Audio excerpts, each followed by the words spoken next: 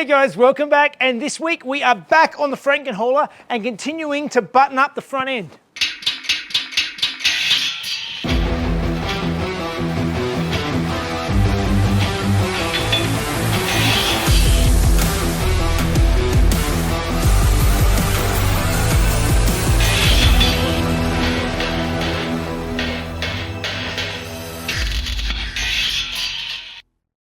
All right, guys, welcome back. And those who've been following know that this is the Frankenhauler. This is my 1954 Ford F600 truck cab that I have mounted onto a 1995 Toyota Coaster bus chassis. If you missed the last episode where I worked on this, I'll put a link up above so you can catch up and do all the things, as I always say, like, subscribe, comment, all that stuff helps out that mysterious algorithm. So, last week, I got the shifter working.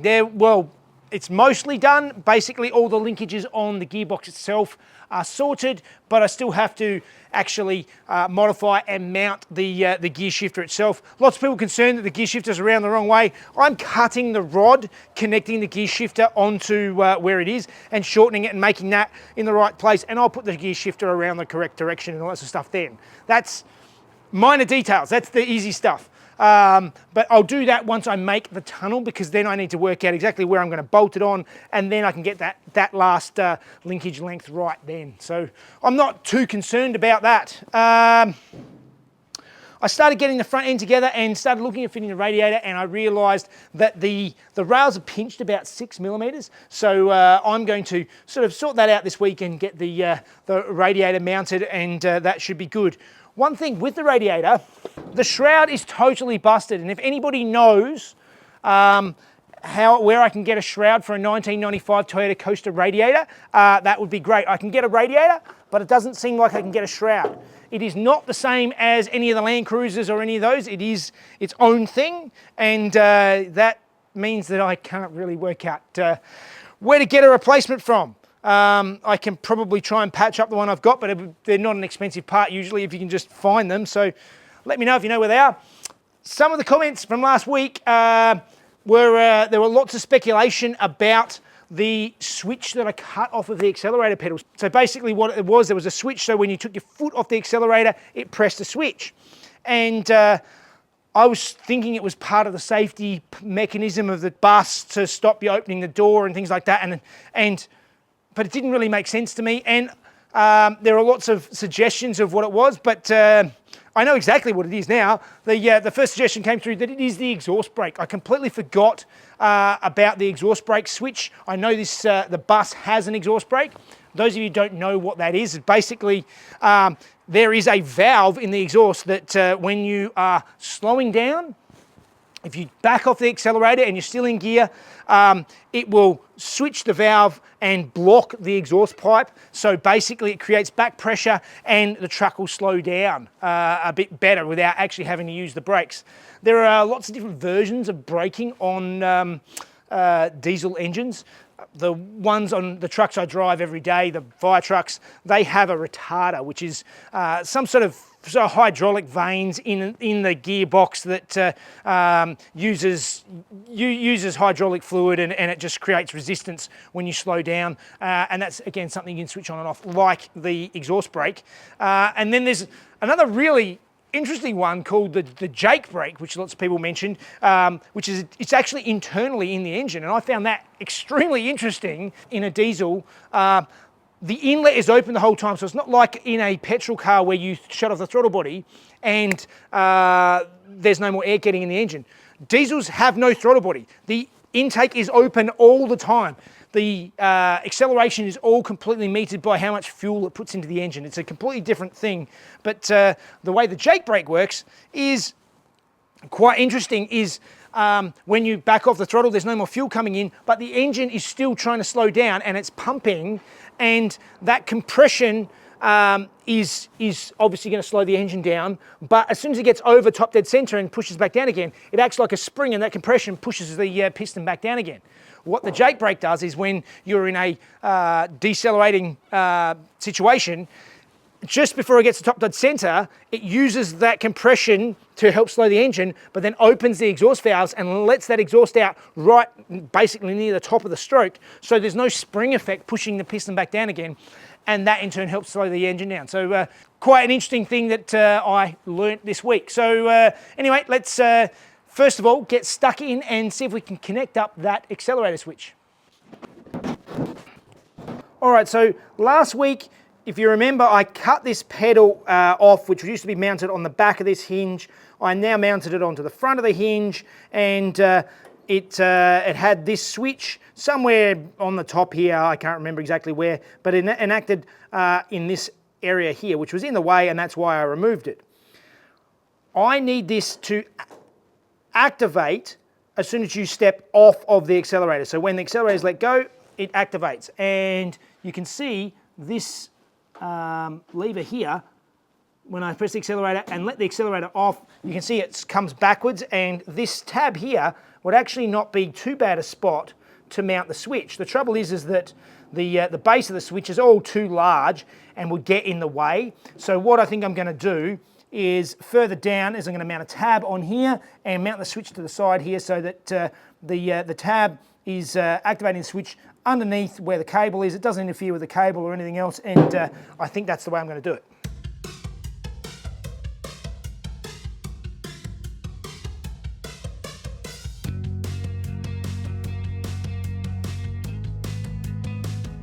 So we have the switch that does switch things. That is going to do the job that I wanted, so we can move on.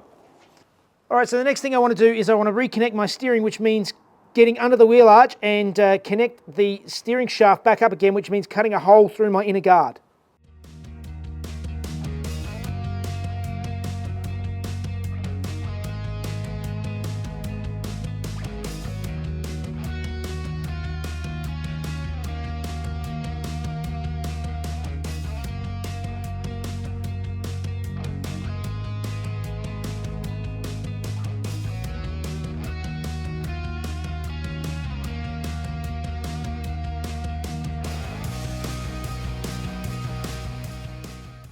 All right, so I cut a recess in and the steering is back and it's connected again, so that is okay for now. I've got to resolve at some stage how I'm going to make this transition and make it sort of neat and tidy. I'll work that out in the future, but now I want to move back to the front end. Like I mentioned last time, the frame rails have actually pinched in about 6mm, so I want to move them back out again, back to where they should be, and re-weld in the front cross member of the chassis rails, and then we can start mounting that radiator permanently.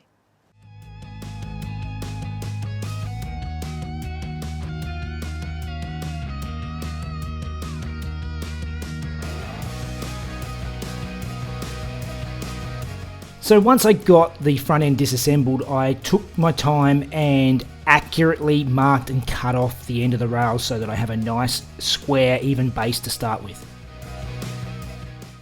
Alright, well, as I mentioned last week, these frame rails appear to have pinched in about 6mm compared to the piece that I cut out. So what I want to do now is I want to try and get this back pretty close to what it was. So I'm going to cut this front cross section off of these other rails and reinstall it up here. But at the same time, what I want to do is I'm going to get a jack and try and push these apart enough to get it back to roughly what we were looking at before, and then I can move forward on fitting the radiator and other things like that.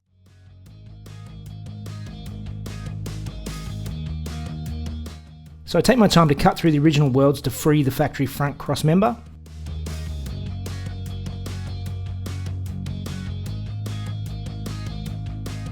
Then use a scissor jack and some blocks of wood to push the frame rails apart and get them that 6mm wider, the way that they're supposed to be. Once I'm happy with the location of everything, I clean up all the edges so they'll weld nicely and tack everything in place before fully welding it.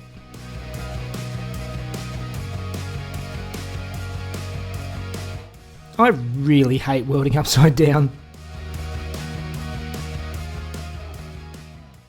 right, well that went pretty well. So you can see here that I used a jack and some lumps of timber to push the frame apart to get it the right space, and cutting out the old front section and welding it back on again, and it's all in a nice, neat position. And I think that is tying the front end in. So let's just release this now.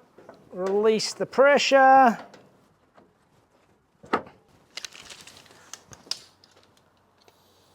That's better. That's what we wanted.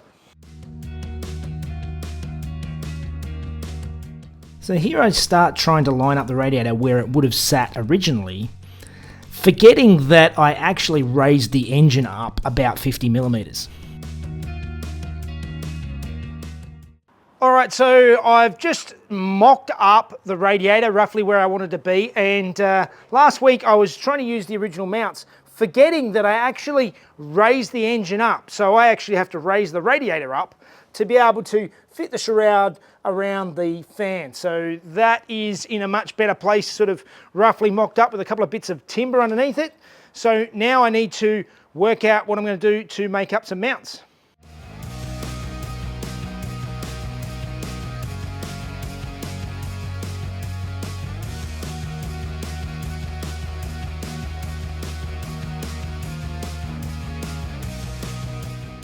All right, so when I mocked up my radiator before, I realized I needed to raise it about 50 millimeters, which worked out perfectly because I found some 50 by 50 millimeter square tubing that I mounted a captive nut to, and that sits onto the frame rail just nicely. And now we actually have the fan mounted nicely into the shroud with nice gaps all the way around. And on this side, because this side had a this sort of bolt-on bracket, what I did is I welded on some 90s, angled 90s onto the sides and sat that into place, and I think it's going to work perfectly. So I'm going to bring this out. I just tacked this in, so I'm going to weld this up nicely, the 90s on the sides, and clean up these edges, and then I can weld it into place and we'll have nice removable mounts for the radiator. So now I want to tidy up the driver's side radiator mount and just make sure it's all welded solid before I tack it into place. Making sure everything is nice and square and level before I weld anything. Okay, well that is looking much better. So you can see here, I've tacked it in, but this has got my 50mm standoff with my square tubing, and that now gives me a very nice gap all the way around my fan. It's all sitting nice and square and even. It's all level and even left and right. And on this side, you can see I sort of added in my angles, and again, it's just tacked in for the time being, but that is in the right spot. So before we weld everything up solid, I just want to get the front end back on again, and let's see if we can mount up the front end solidly now that we know exactly where the radiator is and how much room we've got for other things.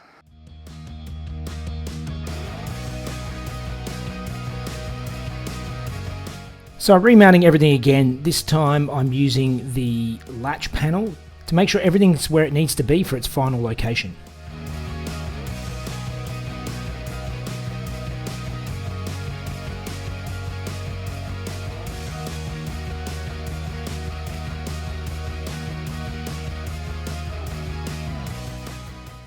All right, well, I just wanted to get everything back on the front end, and I actually used the center panel, the sort of latch panel this time to sort of tie everything in.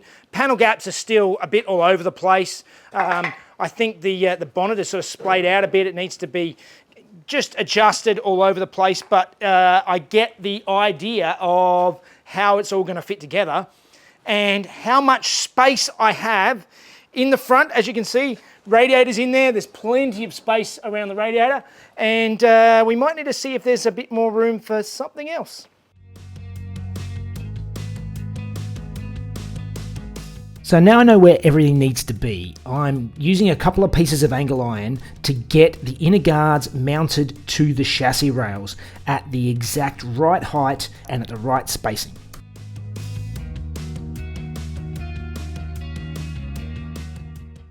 All right, I have my two inner guards mounted now, and it's not pretty, but they're in the right location, and I've got bolting points for them to actually hold them in and out, which is good. Next thing I need to add is an intercooler. So this is going to go somewhere around here, so let's make some clearance and make some mounting points for this.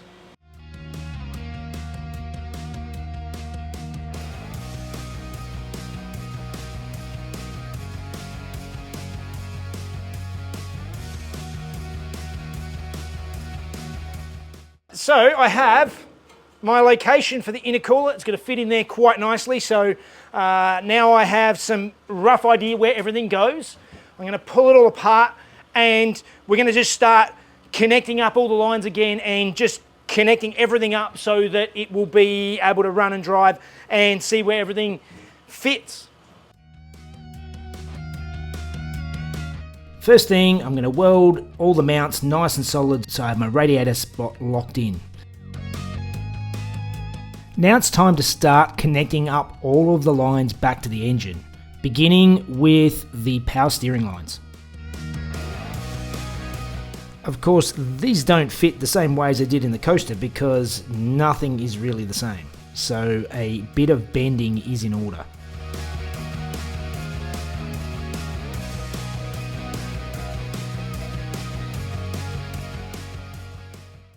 All right, so I've sort of installed the radiator, painted the mounts up, and I've gone through and sort of bent and installed the power steering lines. They're not the prettiest, and I'll probably have to change the angle of them at some stage because the engine's not in the same spot.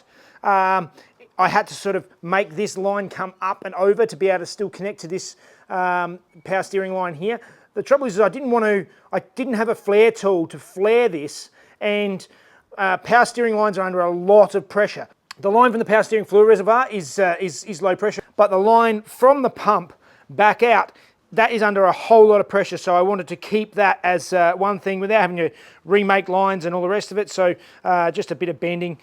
This one I actually put through the mount down here, which I'll put a little bit of rubber hose over the top to seal it in and make sure that it's not going to sort of rub and wear through.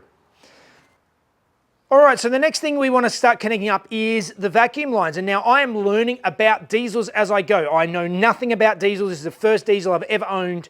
And on most petrol cars, you have the intake manifold here. And somewhere in here, there is a throttle body that basically meters how much air comes into the engine. And when the throttle body is closed, that closed system, the engine's still trying to suck air in and it's not getting it, so that creates a vacuum in the inlet manifold, and that's what powers your brake booster and those sort of things. On a diesel, because this is open all the time, there is no vacuum there. There is that's open, that's atmospheric all the time, or even above atmospheric if it's boosted. So in this case, we have a vacuum pump.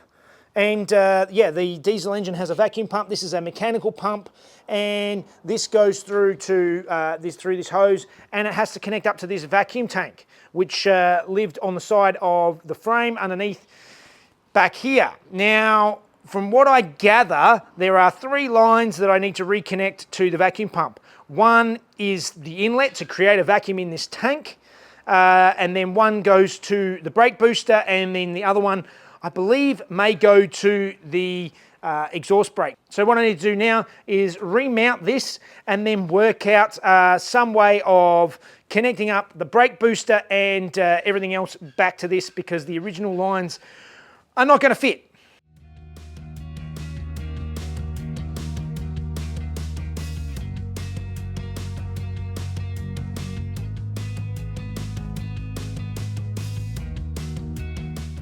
So the vacuum tank with the original mount interferes with the cab of the truck, so I have to trim it down and make it a little bit slimmer to still tuck up underneath. So I'm just modifying the mounting bracket.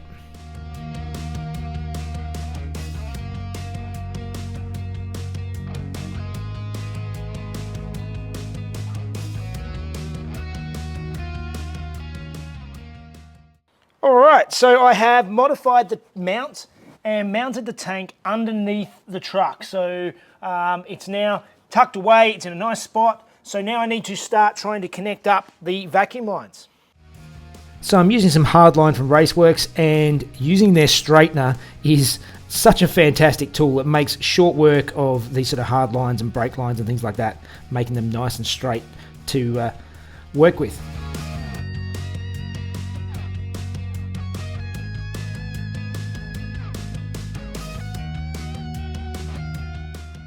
All right, so that was a whole bunch more sitting and pondering, and I have the vacuum line going from the vacuum pump to the vacuum tank. You might be able to see the vacuum tank down there underneath the side of the truck.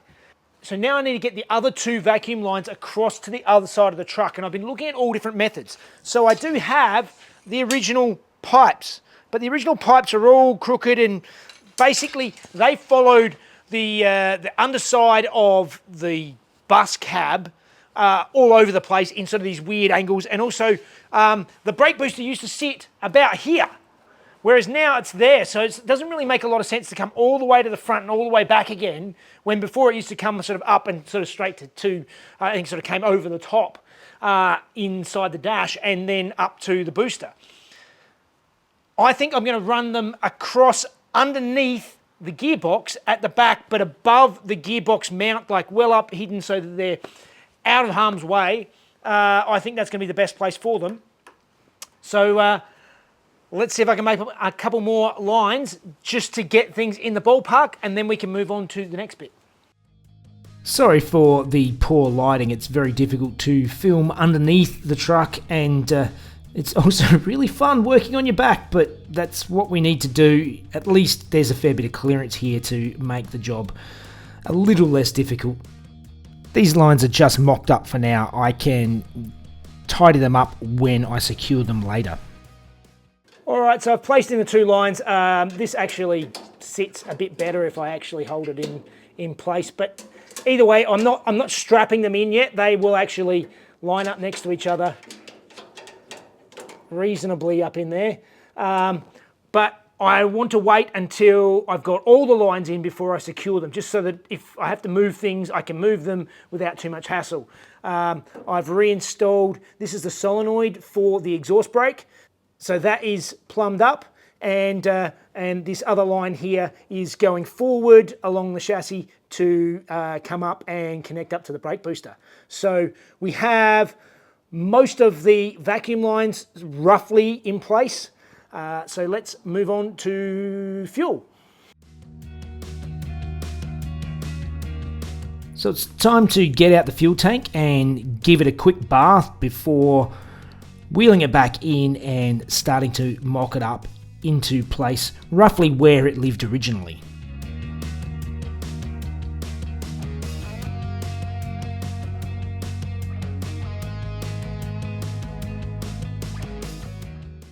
All right, so I've sat the fuel tank back into its roughly original location, but before it actually mounted to the floor of the bus, that frame of the bus, so I need to make up new mounting points for it. I've sort of trimmed up a piece of angle, and the straps will bolt up into this on this end, and I have to make something else up on the other end.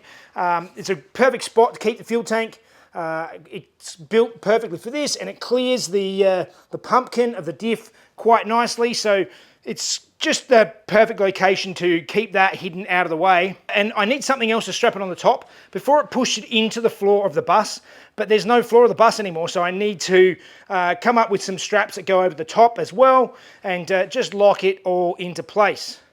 So lots of time spent thinking about how I'm going to place things and starting to really think about getting all of the ancillaries on the engine and the truck itself sort of laid out. So it's definitely a big step forward in getting it basically running again with the cab on it in this format. So I think it's going to come together quite nicely. So we'll see what I come up with as far as all that goes in the next episode, but I'm out of time, so I think that means it's time for Fun Facts with Mrs. Jeff.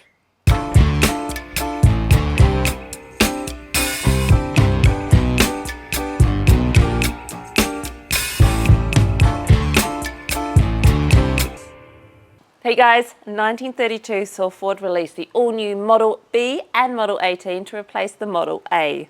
Now, although the Model B appeared similar to the Model A, it was in fact a whole new car. The fuel tank moved from being in the firewall in front of the driver to the rear lower part of the car, similar to cars today. Now, the Model B ran a slightly upgraded version of the Model A's four-cylinder, making 50 horsepower, but the Model B struggled to sell. This is because the Model 18 had Ford's all-new flathead V8. This was the first low-priced mass-market V8, and as it only cost $10 more than the Model B with its 4 cylinders, customers couldn't get enough. In fact, Ford actually struggled to keep up with the demand for the V8s in 1932, and the only reason the 4 cylinders sold was because customers tended to buy them as a consolation if they couldn't get hold of a V8. All right, so starting to put everything back together again. I'm really keen to get all of the components and basically get this thing started and running again in this format before I go through and do any of the metal work or fix the doors or do the seats or any of that. I just want to get it starting and running as it sits so that I know where everything needs to go, where all the hoses need to go and where the wiring needs to go and all that sort of stuff. So more to come, but this is fun. It's getting there. When do you reckon it'll be running? Don't ask me that. Ballpark? I don't know. When it starts. Months, years? Never mind. Like, subscribe, let them know what you think. Yeah. Of course, Patreon if you want to help them out. And see the videos with no ads a day early. Yep. I think that's everything. We're just going to contemplate the potential vehicular future that awaits us. All right, guys. Bye, guys. And Model 18 to replace the Model 2. I don't know what I'm saying, I had it in my head. All new Model B and Model 18 to replace the Model A. That's correct. Yay! Let's just run with that one. No. All new Model B and Model 18 to replace the Model A. This is because of the Model 18, which had Ford's all new V8 flathead cylinder. Flathead V8 cylinder. There's no cylinder. There is no cylinder. Stop talking about cylinders. This was the first low-cost mass market. Oh gosh. This was the first low-priced than the 4-cylinder Model 18. Model B. Damn it. Then the 4-cylinder Model 18. Model B. Then the Model 18 with the 4-cylinder Model B. I was coming to that. Model B. Okay. This was the first low-priced mass. Stop it. Yes. Done. Thank you. Smashed it.